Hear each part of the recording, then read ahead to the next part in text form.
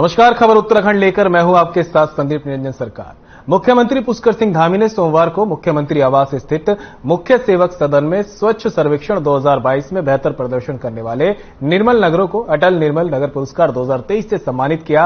इस अवसर पर प्रदेश के 9 निकायों को अटल निर्मल पुरस्कार और राष्ट्रीय स्तर पर पुरस्कृत 5 निकायों को स्वच्छ गौरव सम्मान प्रदान किया गया। सीएम ने कार्यक्रम के दौरान दून कैंट स्वच्छता चौपाल का लोगो भी लॉन्च किया। सीएम पुष्कर सिंह धामी ने इस अवसर पर 4 घोषणाएं भी की। उन्होंने कहा कि अटल निर्मल नगर पुरस्कार की राशि 1 करोड़ रुपए से बढ़ाकर 2 करोड़ रुपए की जाएगी। कैंट बोर्ड को भी इससे सम्मिलित करने के लिए जो प्रावधान होंगे उसके अनुसार किया जाएगा। प्रधानमंत्री आवास योजना शहरी के लाभार्थियों को भी आवास बन जाने के बाद सामान के लिए 5-5 हजार रुपए की प्रोत्साहन राशि दी जाएगी। केदारनाथ, बद्रीनाथ और गंगोत्री में यात्रा के दौरान कार्य करने वाले पर्यावरण मित्रों को भोजन और गर्म वर्दी के लिए अतिरिक्त मानदेय भी दिया जाएगा।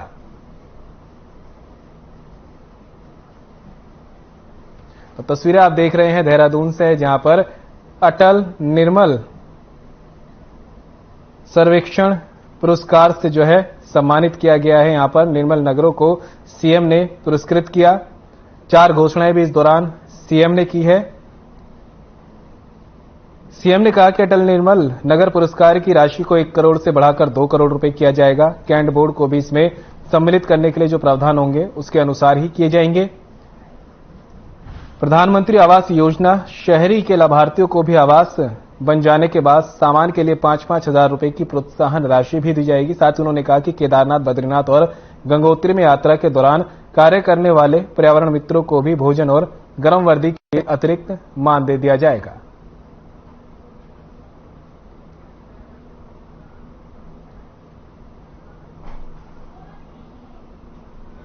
देहरादून में जिला पंचायत सदस्यों ने मोर्चा खोल दिया है। ये मोर्चा उत्तरकाशी के जिला पंचायत अध्यक्ष के खिलाफ निकाला गया, जिसमें बीजेपी प्रदेश मुख्यालय में बीजेपी के जिला पंचायत सदस्यों ने प्रदेश सरकार पर जिला पंचायत अध्यक्ष को संरक्षण देने का आरोप लगाकर धरना दिया। वहीं उत्तरकाशी के नौगांव से जिला पंचायत सदस्य दलवीर सिंह ने आरोप लगाते हुए कहा कि लंबे समय से जिला पंचायत अध्यक्ष के खिलाफ भ्रष्टाचार के मामले उजागर हो रहे हैं। साथ ही कई मामलों को लेकर एसआईटी की जांच भी जारी है, लेकिन सरकार ने अब तक कोई कार्रवाई नहीं की। वहीं बीजेपी प्रवक्ता विनोद सुयाल ने मामले को संज्ञान में लिया। उन्होंने कहा कि मामले में किसी को भी बख्शा नहीं जाएगा।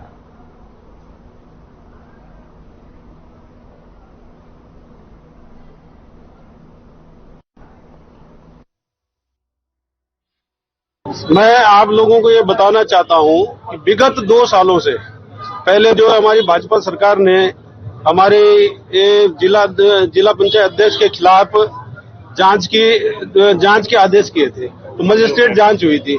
मजिस्ट्रेट जांच में भारी अनियमितताओं की पुष्टि हुई थी और उसमें बाकायदा लिखा हुआ था कि अध्यक्ष के खिलाफ जो है गंभीर अनियमितताओं की पुष्टि होती है और ये हमारे पास जांच से संबंधित के नियमानुसार आवश्यक कार्यवाही की जानी चाहिए। ये हमारे पास मजिस्ट्रेट जांच रिपोर्ट है।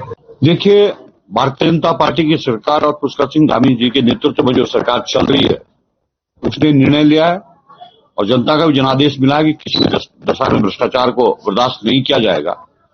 उस पर जांच हुई है और जांच के उपरांत मुख्यमंत्री जी ने माननीय सदस्य गणों को आश्वासन दिया है कि उसमें न्याय विभाग से आगे क्या कार्रवाई की जा सकती है, वो कार्रवाई गतिमान है।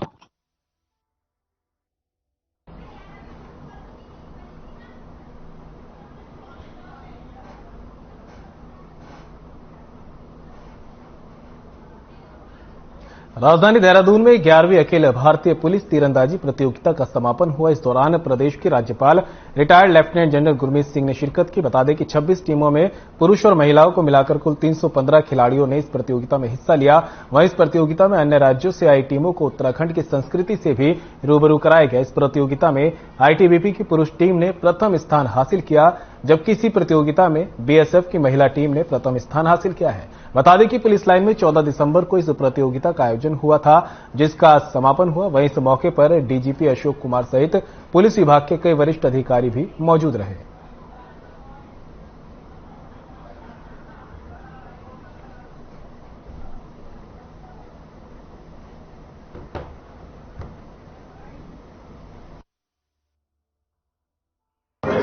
ये बहुत खुशी की बात है कि 11वां जो तीरंदाजी का कंपटीशन उत्तराखंड में किया गया है और ये पहली बार है कि उत्तराखंड में इसका आयोजन किया है और जिस प्रकार से आयोजन किया गया है अपने आप में एक बहुत अच्छा स्टैंडर्ड बनाया है। इसके अंदर में 196 पुलिस पर्सन्स ने किया था और सबसे बड़ी बात है कि 120 महिलाओं ने हिस्सा लिया।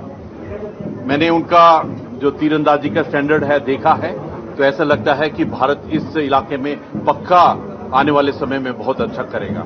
आर्चरी प्रतियोगिता को हमने पहली बार करवाया है उत्तराखंड पुलिस ने, और यहाँ जबकि इसके बहुत संसाधन भी नहीं, आपको पता है हमारी टीमों को तैयारी के लिए भी दूसरे ग्राउंड्स को यूज करना पड़ता है। उसको देखते हुए एक बड़ा स्टेप हमने जोखिम उठाया था, परंतु बहुत अच्छे से सफल हुआ। हमारे पुलिस लाइन को ही हमने आर्चरी ग्राउंड में बदला और बहुत अच्छे से प्रतियोगिता संपन्न हुई। हमारी अपनी टीम जो है 12वीं पोजीशन से 6ठी पर आई। हम छोटा सा स्टेट है और नया खेल है, हमारे यहाँ नया खेल जुड़ा है, तो आने वाले समय में जरूर कभी उत्तराखंड देश में सर्वोच्च स्थान प्राप्त करे। उत्तराखंड सरकार में वरिष्ठ कैबिनेट मंत्री गणेश जोशी को विपणन बोर्ड का अध्यक्ष बनाया गया है। इस दौरान बीजेपी प्रदेश कार्यालय में उनका भव्य स्वागत किया गया। साथ ही बीजेपी कार्यकर्ताओं में खुशी की लहर देखने को मिली। इस अवसर पर गणेश जोशी ने सीएम का आभार जताया। उन्होंने कहा कि गन्ना किसान है, उनको समय से वन्य मूल्य का भुगतान दिलाना उनकी प्राथमिकता है।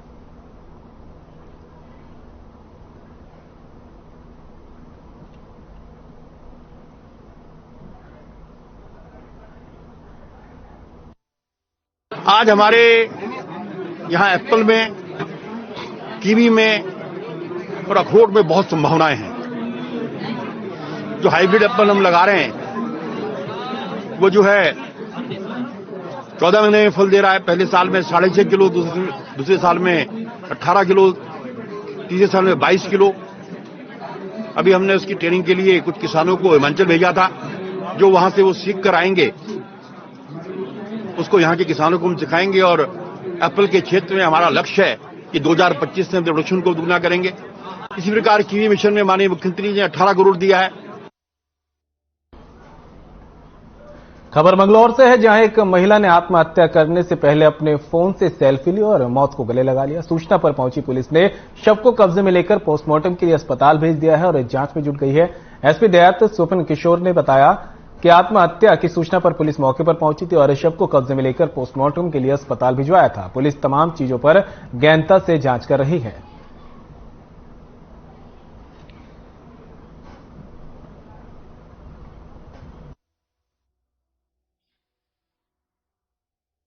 देर रात्रि एक महिला के द्वारा नारसन चौकी क्षेत्र अंतर्गत आत्महत्या किए जाने की बात उसके मकान मालिक के द्वारा चौकी पर बताई गई। इस सूचना पर चौकी इंचार्ज और इंस्पेक्टर मंगलौर मौके पर गए थे। शव को उतारा गया और पंचायतनामे की कार्रवाई अमल में लाई जा रही है। अभी इस घटना के पीछे क्या कारण रहे, किस कारण से ये पूरी चीजें घटित हुई हैं, क्यों आत्महत्या की और उनके परिवारजनों का क्या कहना है इस संबंध में, ये सारी जानकारी की जा रही है। रात 1:30 बजे इसका लड़का हमारे पास आया। उनने आकर जो रो रहा था, उनने बताया कि मम्मी ने फांसी लगा ली। हमने आकर देखा तो वह लटक रही थी और वह मरी हुई थी। फिर हमने जो है चौकी इंचार्ज को पता करा, उन्हें साथ लेकर आए और पोस्टमार्टम के लिए भिजवाई।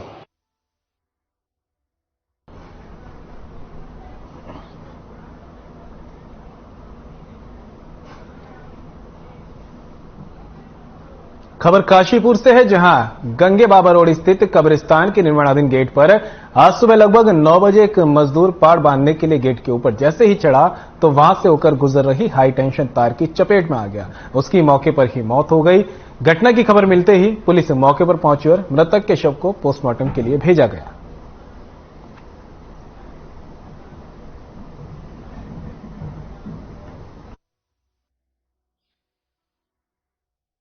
बांसवाड़ा क्षेत्र में हमारी कब्रिस्तान की जमीन है, कब्रिस्तान कमेटी की जमीन है। तो वहां पर कब्रिस्तान कमेटी द्वारा एक गेट का निर्माण किया जा रहा था। उसी गेट के निर्माण के दौरान आज सुबह शटरिंग करने के लिए एक मजदूर ऊपर जब चढ़ा तो ऊपर वो बिजली विभाग की लाइन में की चपेट में आ गया, जिसके कारण करंट से उसकी डेथ हो गई है। मौके पर तुरंत पुलिस पहुंच गई थी। डेड बॉडी को हमारे द्वारा मोर्चरी भिजवा दिया गया है।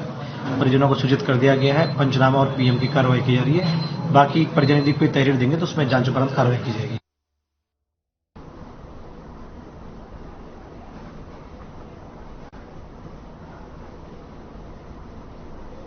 पौड़ी जिले के कलजी खाल में एक व्यक्ति के बिजली के पोल से गिर गया, जिसकी वजह से वह गंभीर रूप से घायल हो गया। इस मामले में जानकारी देते हुए राजस्व उप निरीक्षक धजवीर सिंह ने बताया कि विद्युत विभाग सब स्टेशन घंडियाला में कार्यरत संविदा कर्मी मुकेश सिंह विद्युत पोल से गिरकर गंभीर रूप से घायल हो गया, जिसको 108 की मदद से उपचार के लिए सामुदायिक स्वास्थ्य केंद्र भर्ती कराया गया, जहां उसका प्राथमिक उपचार दिया गया, लेकिन उसकी हालत नाजुक होते हुए उसे जिला अस्पताल रेफर कर दिया गया।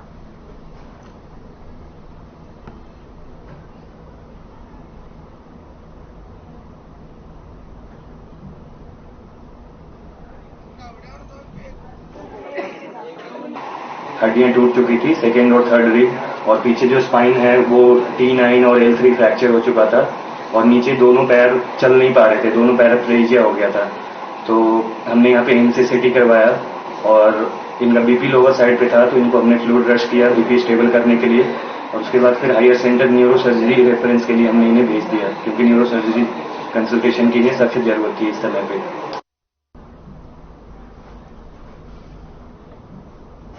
खबर कोटद्वार से है, जहां एडिशनल एसपी शेखर चंद्र सुयाल ने सतपुली थाने का निरीक्षण किया। इस दौरान एडिशनल एसपी ने थाने के हत्यारों के साथ ही मालखाने का और थाना परिसर का निरीक्षण किया और अधीनस्थों को जरूरी दिशा निर्देश भी दिए।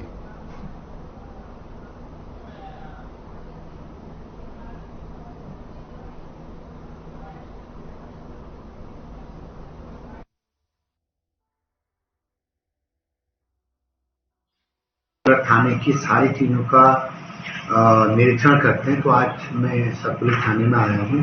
जैसा मैंने थाने का रख रखाव चीजें देखी, बिल्डिंग देखी है, तो काफी सराहनीय काम इनका है। और कुछ चीजें ऐसा आपने अपने पर्सनल एजेंसी जैसे कैमरा, आज CCTV की इम्पोर्टेंस बहुत ज्यादा है पुलिस के मद्देनजर, तो आपने 8 कैमरा अपने पर्सनल एफर्ट से लगाए हैं। और लोकल भी जो बिल्डिंग में इंफ्रास्ट्रक्चर वाइज भी काफी सारी चीजें बहुत बेहतर। खबर हरिद्वार से है। उत्तराखंड के मुख्यमंत्री की ओर से चलाए गए ड्रग फ्री देवभूमि मिशन 2025 को साकार करने के लिए पुलिस प्रशासन और जिला प्रशासन ने पहल शुरू कर दी है। उसको लेकर दोनों ही विभागों की ओर से हरिद्वार में विशाल रैली का आयोजन किया गया। इस रैली में हरिद्वार के डीएम, एसएसपी समेत तमाम स्कूलों के छात्र छात्राएं शामिल हुए।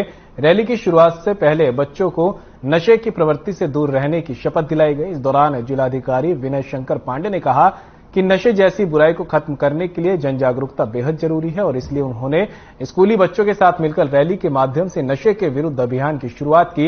एसएसपी अजय सिंह ने बताया कि नशे को जड़ से मिटाना एक दिन का काम नहीं है, इसलिए पुलिस प्रशासन की ओर से गांव-गांव में चौपाल आयोजित की जा रही है।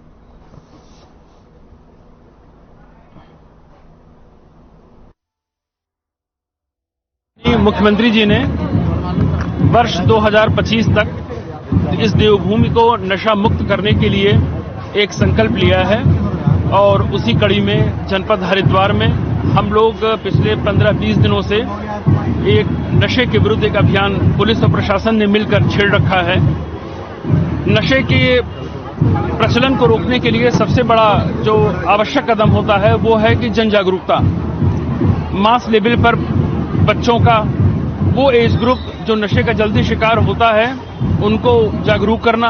उसी कड़ी में आज हम लोगों ने एक बहुत विशाल रैली निकाली है। इसमें माननीय मुख्यमंत्री उत्तराखंड द्वारा जो है इसमें ड्रग्स फ्री देवभूमि का एक आह्वान किया गया है 2025 तक। इसी के तहत ये जिला प्रशासन पुलिस की संयुक्त रूप से एक जागरूकता रैली है जो बच्चों को इन्वॉल्व किया गया है। साथ ही अन्य क्षेत्रों में भी इसको इसी तरह जागरूकता की जाएगी जिससे कि बच्चों में नशे की प्रवृत्ति के संबंध में भी पता चले, दुष्प्रभाव के बारे में, साथ ही साथ जनता भी इसमें जागरूक हो। देखिए जो नशे की प्रवृत्ति है वो एक दिन का काम नहीं कि इसको 1 दिन या 10 दिन में इसको खत्म किया जा सके। एक कंटिन्यूअस अभियान के रूप में इसको शुरू किया गया है। हर थाना क्षेत्र में एक जो है हमारा एक मोहल्ला या एक गांव को अभी प्राथमिक रूप से लिया गया जहां चौपाल आयोजित होती है हर शनिवार को। तो ऐसे करके उसको आगे उधम सिंह नगर में पुलिस ने एक अच्छी पहल की शुरुआत की, जिसमें पुलिस ने जगह जगह चौपाल लगाए और स्कूलों में जाकर बच्चों को नशे और यातायात के नियमों के लिए जागरूक किया। उसी क्रम में जसपुर में पुलिस ने चौहान मोहल्ले में चौपाल लगाकर लोगों को नशे के खिलाफ और यातायात के नियमों को लेकर जागरूक किया। वहीं एसआई कौशल भाकुनी ने बताया कि उच्च अधिकारियों ने नशे के विरुद्ध अभियान चलाया और चौपाल लगाकर लोगों को जागरूक किया।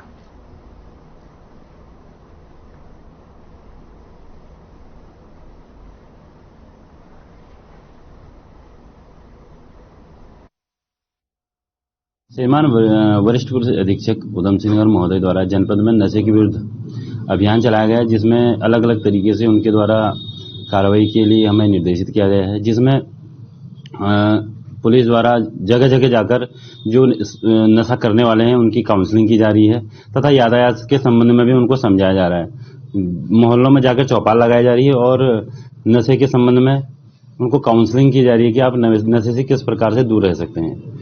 उनके माँ बापों को और नशे करने वालों को इकट्ठा कर उनकी चौपाल लगाई जा रही है और स्कूलों में भी जाकर इस संबंध में अवगत कराया जा रहा है और ट्रैफिक से संबंधित जो बिना हेलमेट और विदाउट लाइसेंस और अंडर एज जो वाहन चलाते हैं उनके संबंध में भी लगातार अभियान चलाया जा रहा है और आगे भी अभियान जारी रहेगा। उधम सिंह नगर के वरिष्ठ पुलिस अधीक्षक के निर्देशन में ऑपरेशन क्रैकडाउन अभियान चलाया जा रहा है। इस दौरान एनबीडब्ल्यू की गिरफ्तारी को लेकर न्यायालय के अनुपालन में पुलिस ने नो वारंटियों के कई मामलों में लोगों को गिरफ्तार किया, जिसके बाद उन्हें न्यायालय के समक्ष पेश भी किया गया। वहीं कोतवाल मनोज रतूड़ी ने कार्रवाई आगे जारी रखने का आश्वासन भी दिया है।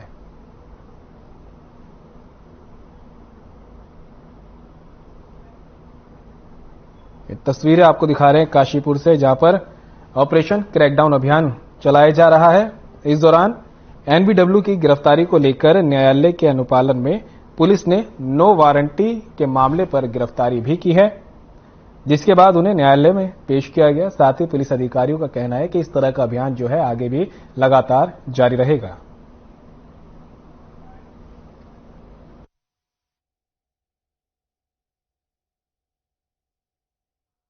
श्रीमान वरिष्ठ पुलिस अधीक्षक महोदय उधम सिंह नगर के नेतृत्व में उनके निर्देशानुसार एक ऑपरेशन क्रैकडाउन करके एक हमारा अभियान चल रहा है, जिसमें जो हमारे इनामी वांछित और जो हमारे जिनके एनडब्ल्यू माननीय न्यायालय से जो पुराने मुकदमों के वांछित हैं, जो माननीय न्यायालय में पेश नहीं हो रहे हैं, तो ऐसे लोगों के विरुद्ध एक अभियान चलाया गया था, जिस अभियान के तहत कल रात को एसआई दीपक जोशी के नेतृत्व में हमारे द्वारा टीम गठित की गई और विभिन्न अलग अलग मुकदमों के, कोई चोरी के हैं, कोई डकैती के हैं, कोई एनआई एक्ट के हैं, अलग अलग प्रकार के मुकदमों में 9 अभियुक्तों को गिरफ्तार किया गया है, जिनको आज गिरफ्तार करके माननीय न्यायालय में पेश किया जा रहा है।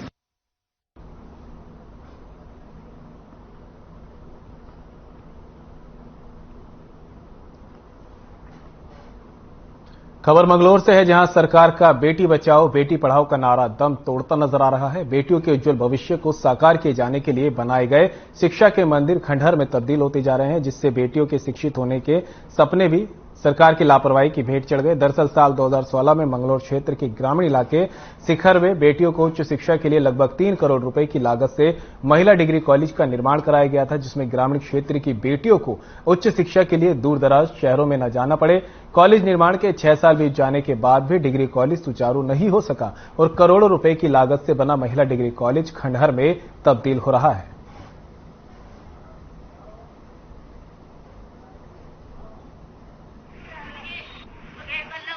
ये महाविद्यालय जो है 2016-17 में बनके तैयार हो गया था और ये भी हम जानते हैं कि भाई ये अल्पसंख्यक विभाग भारत सरकार से इसको फंडिंग हुई थी और तब से ये विद्यालय अभी चालू हालत में नहीं है और इसका रखरखाव मंगलौर राजकीय महाविद्यालय के पास है और मैं तो यही चाहता हूं कि कोई संस्था अगर खुलेगी तो उसका लाभ पूरे क्षेत्र को मिलता है। जहां तक इस डिग्री कॉलेज की बात है, ये एमएसडीपी में बनाया गया था, शिखर में मैंने इसे बनवाया था 2016 में, लेकिन उस तफाक से फिर 17 में चुनाव हो गए तो मैं हार गया चुनाव और नए विधायक इसमें आ गए।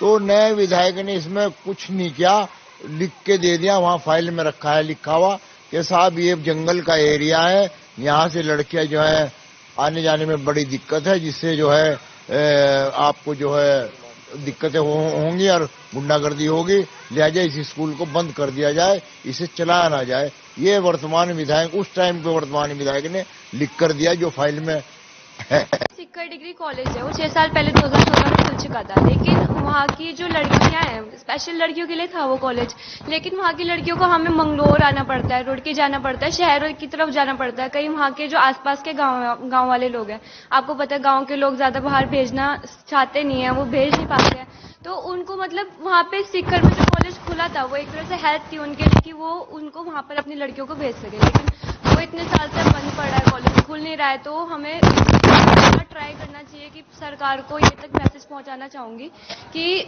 वो कॉलेज दोबारा से खुले। सर वो कॉलेज खुलना चाहिए क्योंकि हमारे आसपास कोई भी कॉलेज नहीं है यहाँ पर है मंगलौर में। यहाँ पर आने में बहुत ज्यादा प्रॉब्लम होती है। गाँव में कुछ भी सवारी नहीं जाती, यहाँ से हमें बहुत तकलीफ के साथ आना पड़ता है। और भी लड़कियां हैं, इसी वजह से कुछ लड़कियों को घर पर ही बैठाया गया है। हाल ही में सुर्खियों में आए विधानसभा भर्ती घोटाले में 228 पदों को निरस्त कर दिया गया था, जिसके बाद नौकरी से निकाले गए कर्मी आज विधानसभा के बाहर धरना देते नजर आए। कर्मियों की मांग है कि या तो उन्हें वापस नियुक्ति दी जाए, वरना उन सभी भर्तियों को भी निरस्त किया जाए जो 2016 से पहले हुई थी। कर्मियों ने विधानसभा अध्यक्ष पर आरोप लगाते हुए कहा कि अपने पिता भुवनचंद खंडूड़ी के वक्त हुई भर्तियों को बचाने के लिए अध्यक्ष ने 2016 के बाद की भर्तियों को निरस्त किया है।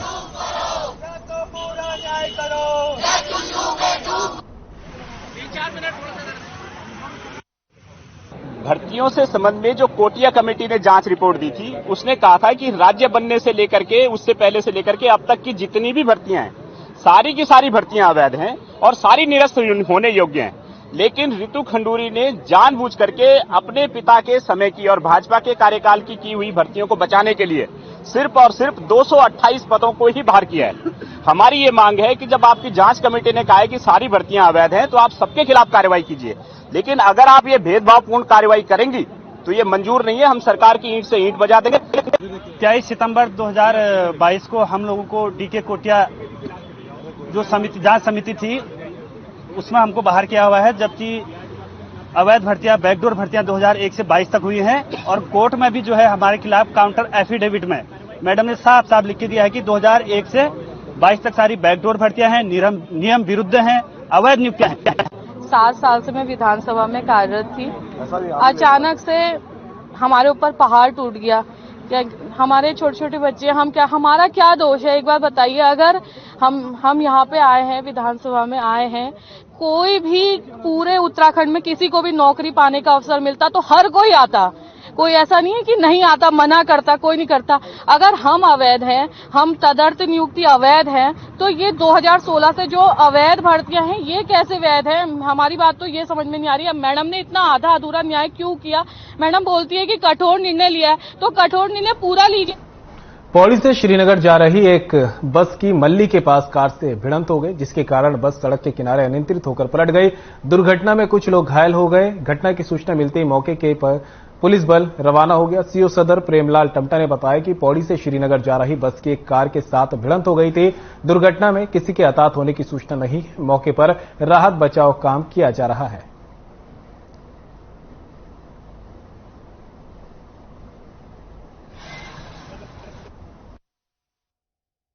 घटना पौड़ी से श्रीनगर बस जा रही थी, जिसमें जो पेपर देने वाले बच्चे थे आज पुलिस के, और साथ साथ जो है उसमें कुछ सवारियां भी थी।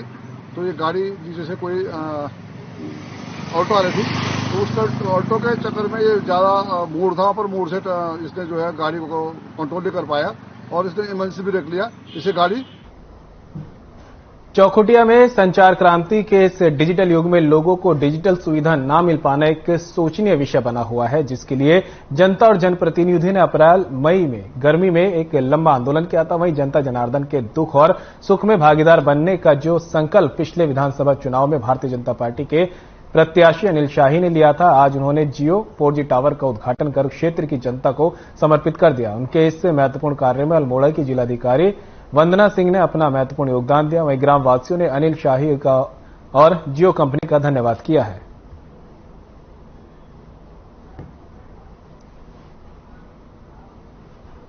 और फिलहाल बुलेटिन में मेरे साथ इतना ही। दीजिए इजाजत। नमस्कार।